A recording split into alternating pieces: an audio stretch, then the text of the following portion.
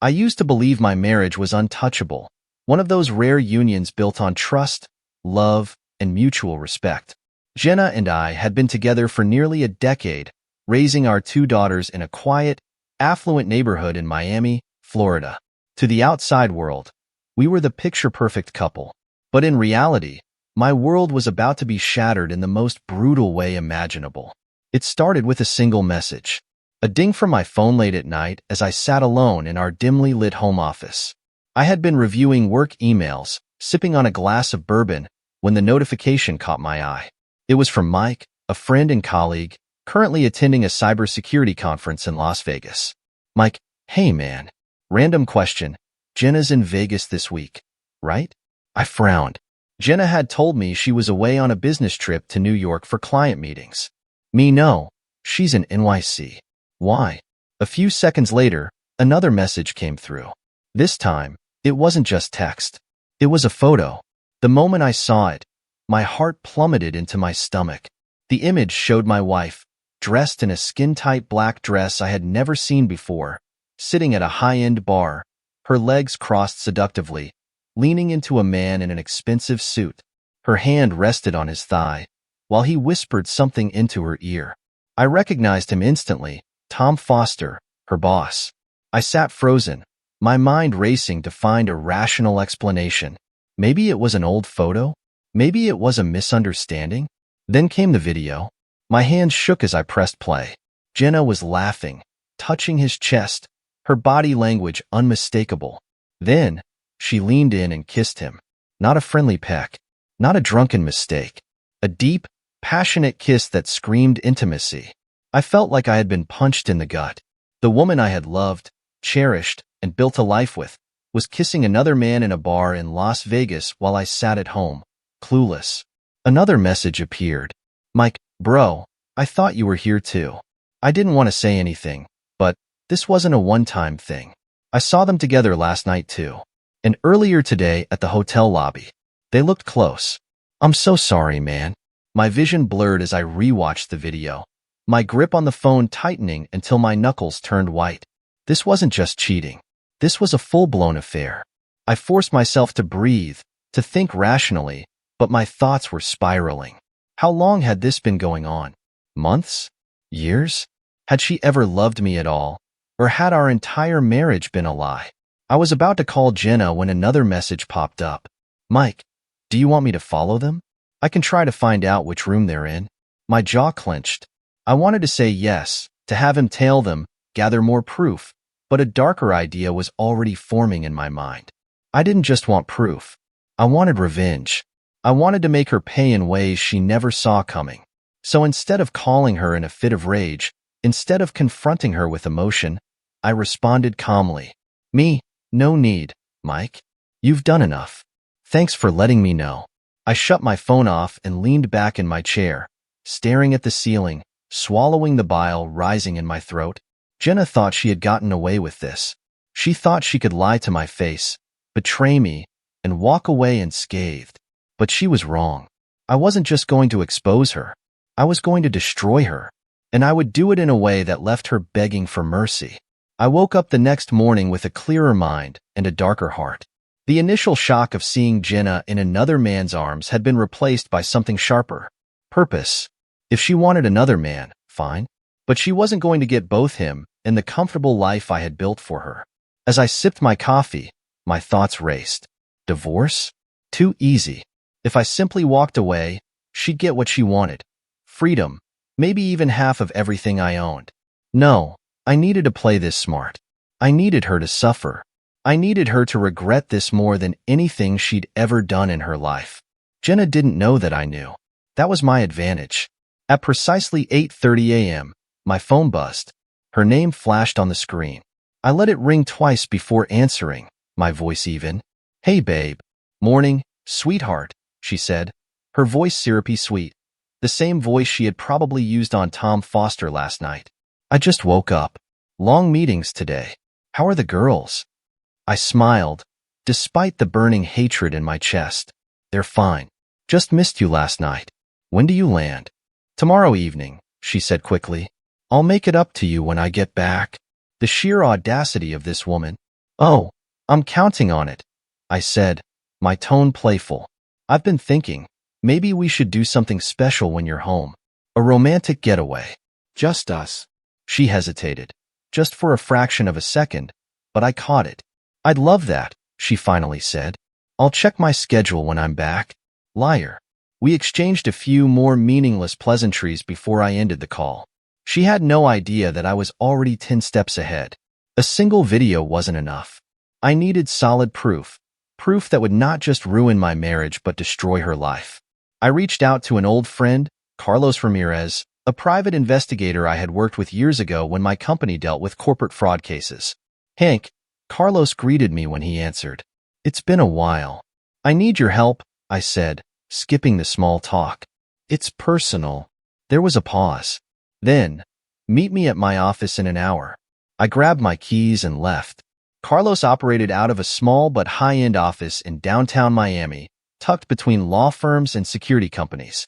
When I walked in, he was already sitting behind his desk, a cigar resting in an ashtray beside him. Tell me everything, he said. And I did. I showed him the photos, the videos, the text from Mike.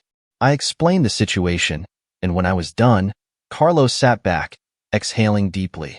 She's good, he admitted. Women like her. They know how to cover their tracks. But not good enough. What can you do? I can track her, pull her phone records, check her financials, even bug your house if you need, he said. But the best way to catch someone like her? Let her think she's safe. I nodded, my mind already spinning. I want every text, every call, every meeting, I said. If she so much as breathes next to that bastard, I want to know about it. Carlos smirked. Consider it done. I shook his hand, left his office, and sat in my car for a few minutes, breathing. This was happening. I spent the rest of the day setting my trap. First, I went to our bank and opened a new private account, moving a large chunk of money into it. I knew the law. If she filed for divorce first, she could freeze assets. I wasn't about to let that happen. Next, I contacted a top-tier divorce lawyer, one who specialized in cases where infidelity played a major role. I wanted to make sure that when the time came, Jenna would walk away with nothing. Finally, I took care of the most important detail, getting her to admit to everything. I went home that night and retrieved an old security camera system from the garage, the one we had stopped using years ago. It was a high-end model, with hidden microphones and motion-activated recording. By the time Jenna got home, our house would be bugged. At 7 p.m., Jenna called again. I let it go to voicemail. A minute later, a text popped up. Jenna, hey babe, just finished dinner with some clients. So exhausted. I'll call you later. I smirked. Clients? Huh? I pulled up my laptop, logged into the tracking software Carlos had installed on her phone, and within seconds, I had her exact location. She wasn't at a restaurant. She was in a hotel. The same hotel where Tom Foster was staying. I clenched my jaw, my grip tightening around my whiskey glass. Jenna had no idea that her game was already over. She wanted another man, but no divorce? Fine. I would let her believe she was in control. I would play the perfect, oblivious husband, and when the time was right, I would bury her. I had always considered myself a patient man, a rational thinker. But as I sat in my dimly lit study, staring at the screen, watching my wife's GPS location ping from a 5-star hotel in Las Vegas, I felt something dark settle inside me. This wasn't just betrayal. It was premeditated deceit. And that meant I couldn't just expose her. I had to ruin her. Step 5. The pressure cooker. The next morning, I went about my day as if nothing had changed.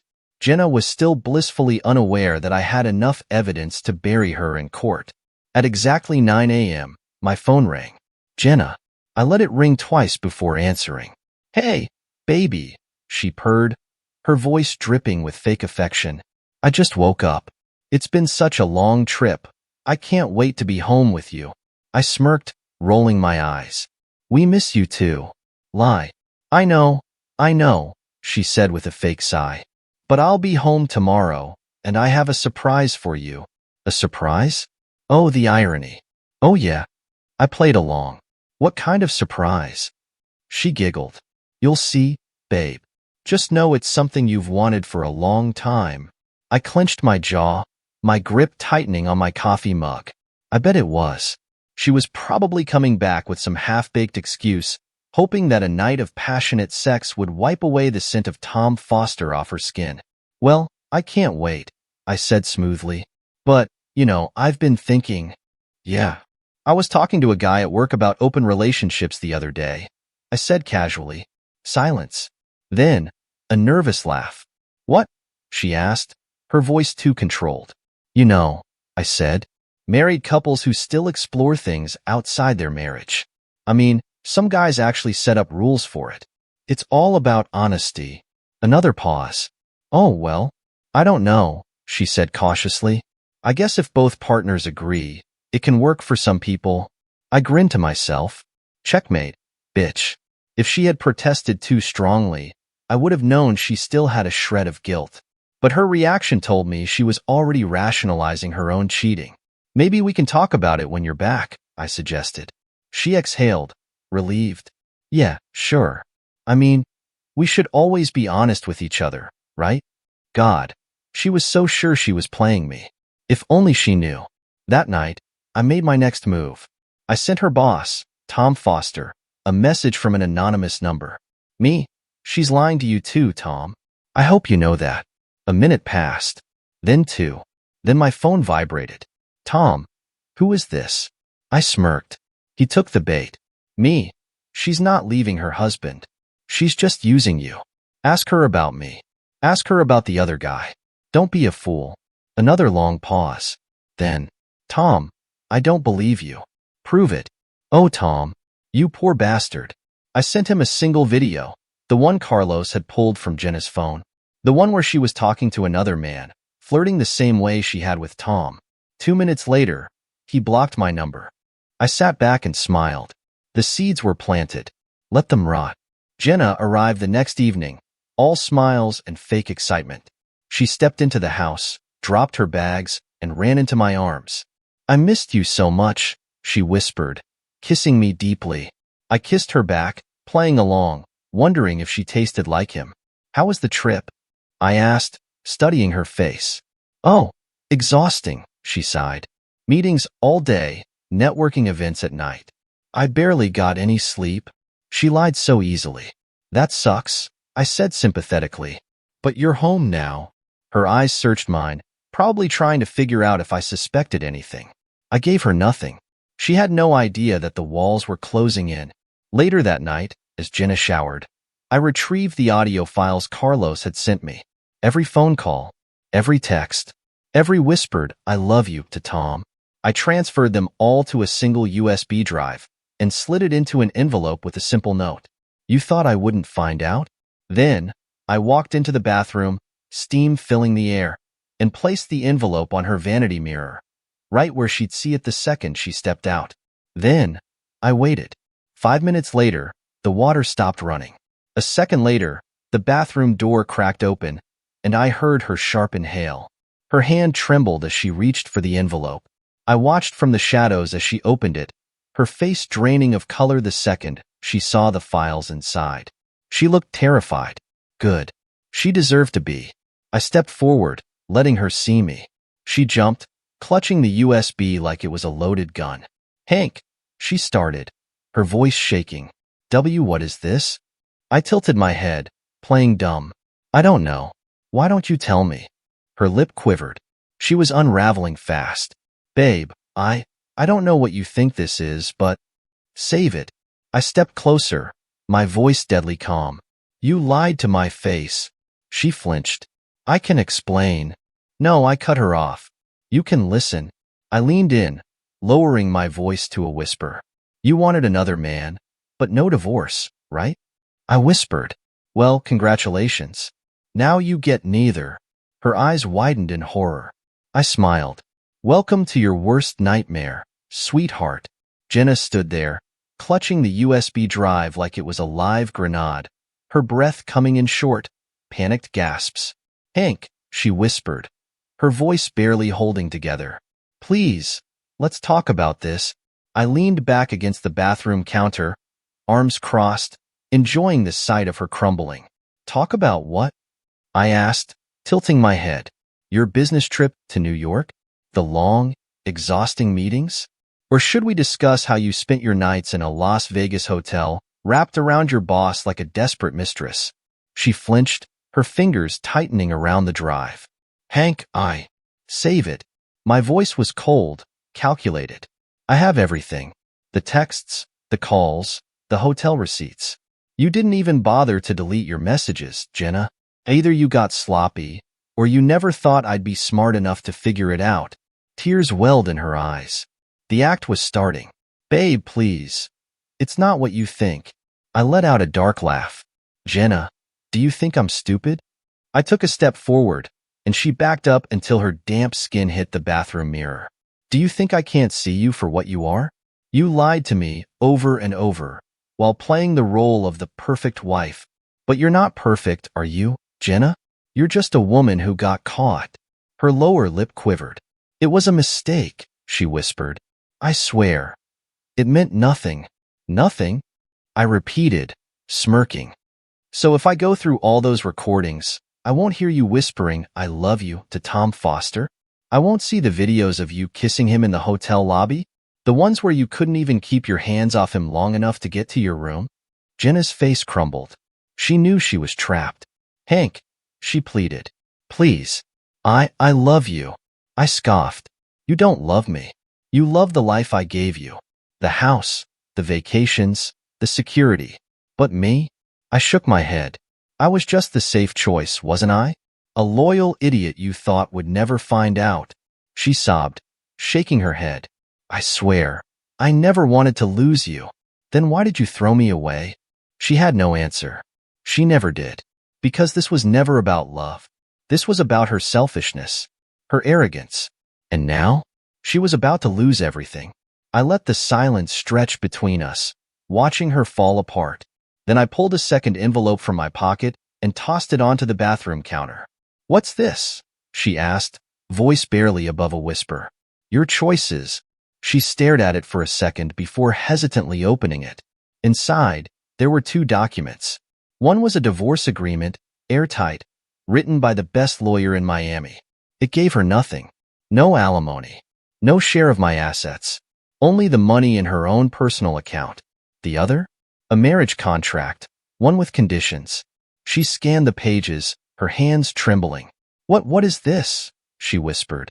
Option 1, I said. You sign the divorce papers, you leave, and you walk away with whatever pathetic amount you have in your savings. You won't get a dime from me. You won't see the house, the cars, or the comfortable life you've been enjoying for the last 10 years. And if you even think about fighting me in court, I'll make sure everyone sees the proof of your affair, including your boss's wife and the entire board of directors at your company. Her breath hitched. Tom Foster was a married man. If his wife found out, his career would burn, and so would Jenna's. And the other option? She asked, voice wavering. I smirked. Option 2, you stay. She blinked. What? You don't get a divorce. You don't get to leave. You stay right here as my wife, I said slowly, watching her reaction. But from now on, I own you. Her lips parted in shock.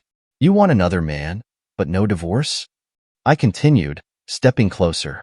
Fine. But from now on, I set the rules. Her breathing turned ragged.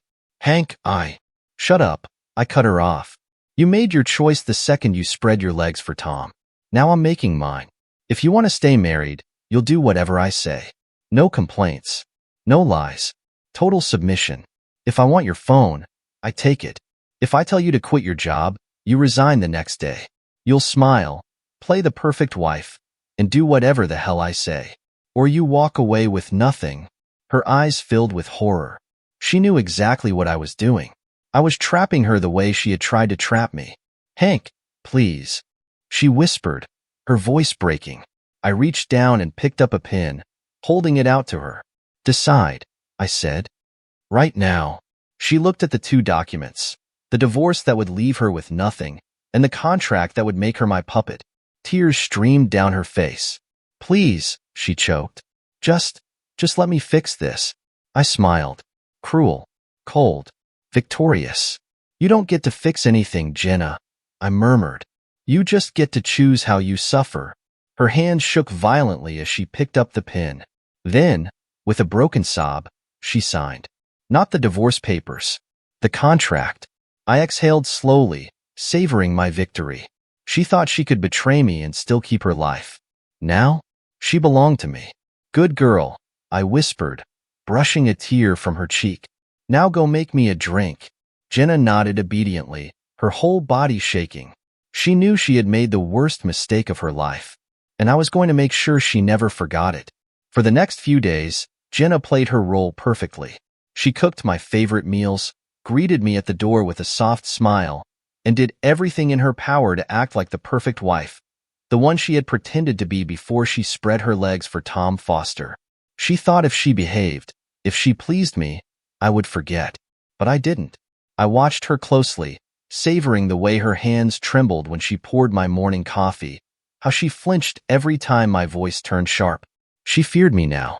Good. She deserved to. But she didn't know that this was only the beginning.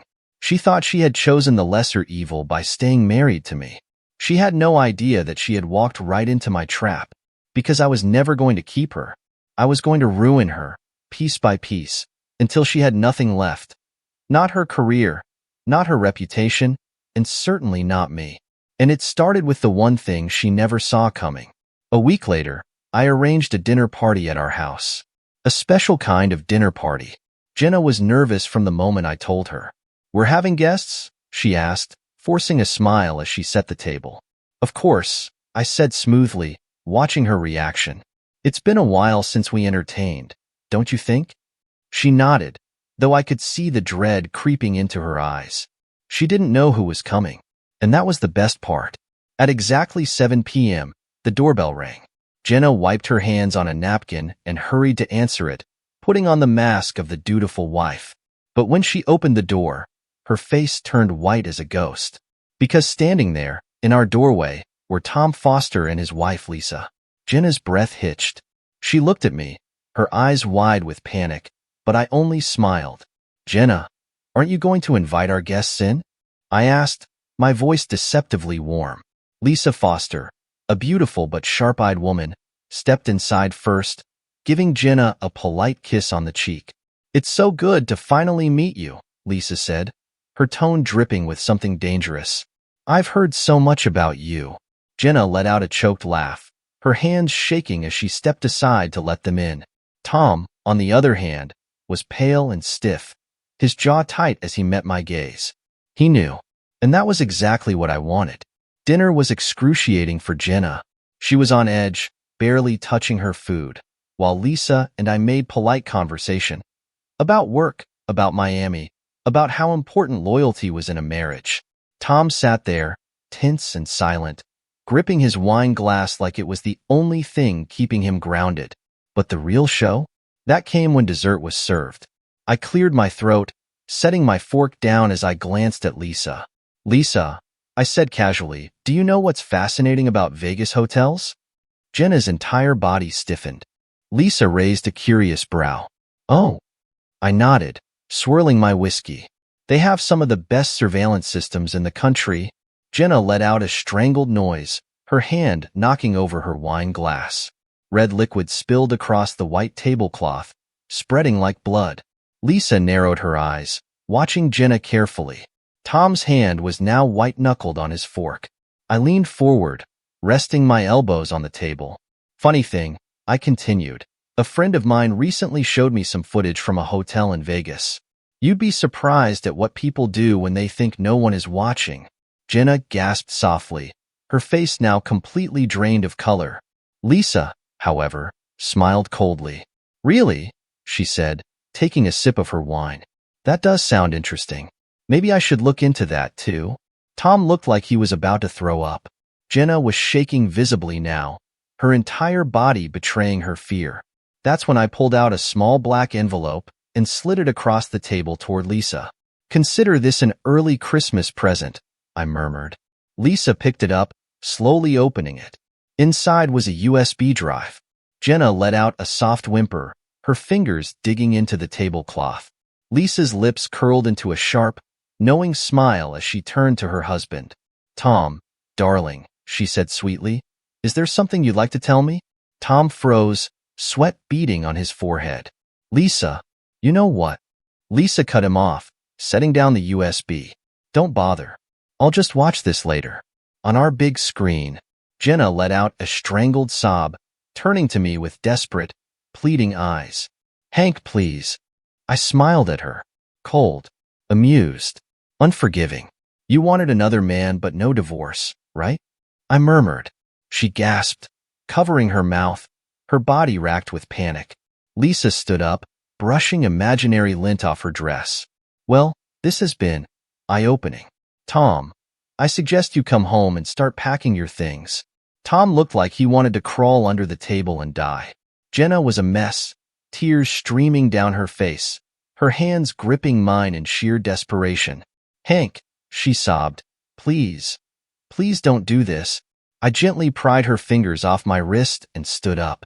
You did this to yourself, I whispered. And as Lisa stormed out, dragging Tom with her, I knew this was just the beginning of her suffering. Jenna sat frozen at the dining table, her entire body trembling as the front door slammed shut, signaling Lisa and Tom's exit. The air was thick with devastation, her breath coming in shallow gasps, eyes darting around like a trapped animal. She had spent years building her perfect illusion, the devoted wife, the loving mother, the respected career woman, and in a single night, I had ripped it all away. Her carefully curated world was burning to the ground, and she knew it. Hank, her voice was barely a whisper, thick with panic and despair. I leaned back in my chair, savoring the sight of her breaking apart. Yes, sweetheart. She flinched at the coldness in my tone, her hands clutching the edge of the table like it was the only thing keeping her upright. You, she choked, her lip trembling. You ruined me. I let out a low chuckle, shaking my head. No, Jenna, you ruined yourself. I just made sure you couldn't keep pretending. She let out a soft sob, her shoulders shaking. Lisa Foster wasn't just going to divorce Tom. She was going to destroy him publicly. And Jenna? She was collateral damage. You set me up, she whispered, shaking her head in pure disbelief. I smirked. You were always so smart, Jenna, I murmured, enjoying her torment. But you never saw me coming, did you? Her breathing grew erratic, her mind spinning as she tried to figure out how to salvage this, how to fix what she had done. But there was no fixing this. Not anymore. The next morning, I woke up to chaos.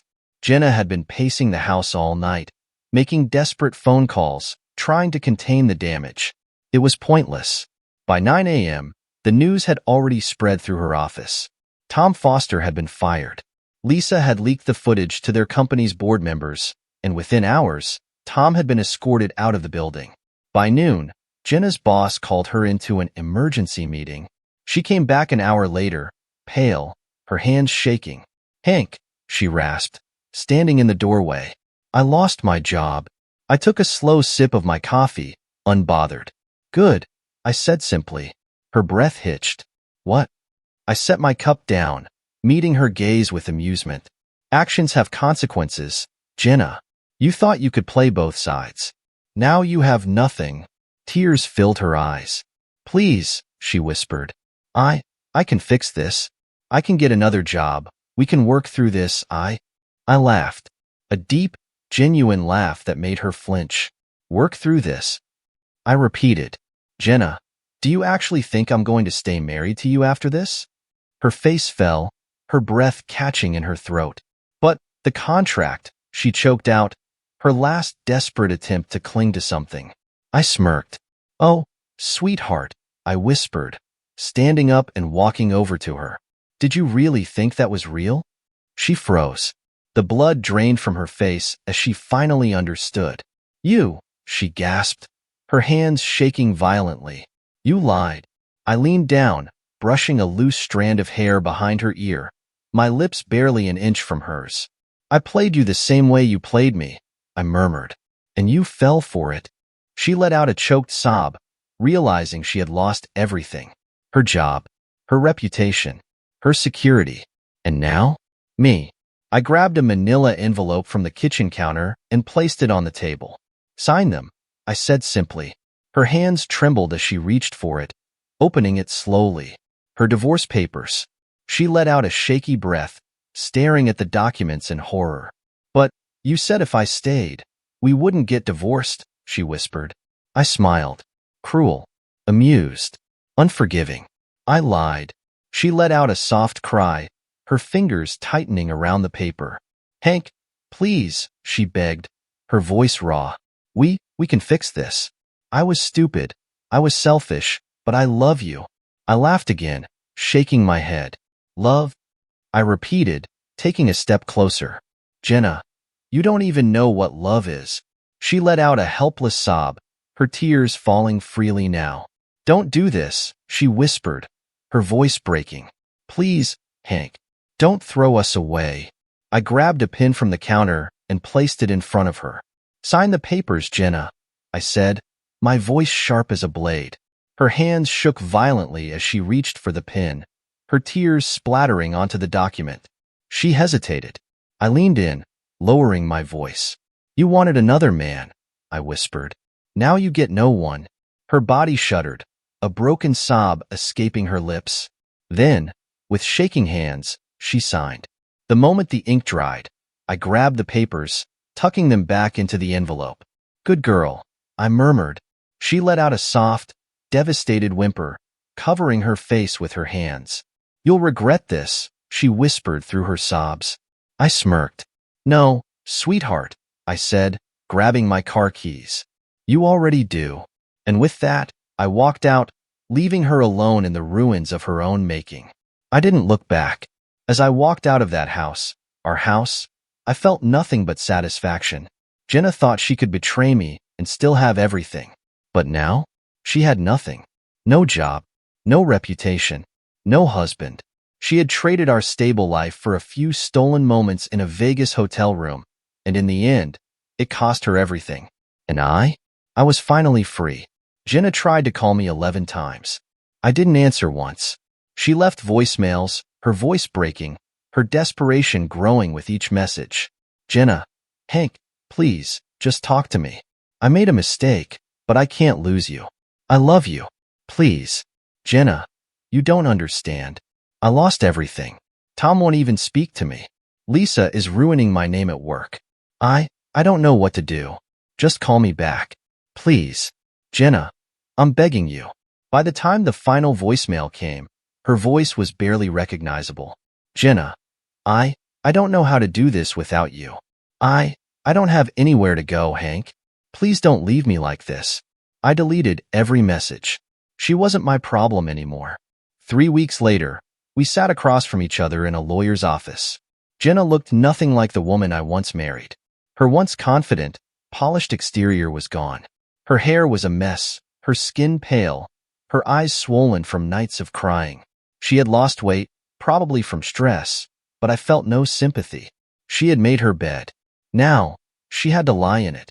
My lawyer slid the finalized divorce papers across the table. Jenna's hands shook as she picked up the pen. She looked at me, one last time, searching for mercy in my eyes. She found none. With one last broken sob, she signed. And just like that, it was official. We were done. She let out a shaky breath, wiping her tears as she whispered, "Do you ever think you'll forgive me?" I stood up, grabbing the documents, tucking them into my briefcase. I looked at her one final time, my expression cold, emotionless. No. Then, without another word, I walked out of the office, out of her life forever. I thrived. Jenna? She sank. After losing her job, she struggled to find work. No company wanted to hire the woman who destroyed her boss's marriage. Her friends distanced themselves, not wanting to associate with a woman whose life was now a public scandal. She moved out of Miami, relocating to a small apartment in Orlando, far from the world we had built together. She tried dating, but no one wanted a woman with a history like hers. Meanwhile, I had rebuilt my life. I had a new home, a better job, and for the first time in years, I was happy. And as for love? Well, let's just say, I found someone who actually knew what loyalty meant. Jenna tried to reach out once, exactly 1 year after our divorce was finalized. She sent one last message, probably hoping for closure, maybe even a second chance. "Jenna, Hank, I know I don't deserve forgiveness, but I need you to know that I regret everything. I would give anything to take it back. I'm sorry. I miss you. I still love you. I didn't reply. I blocked her number. She made her choice. And now, she had to live with it. As for me, I had already moved on, and I never looked back.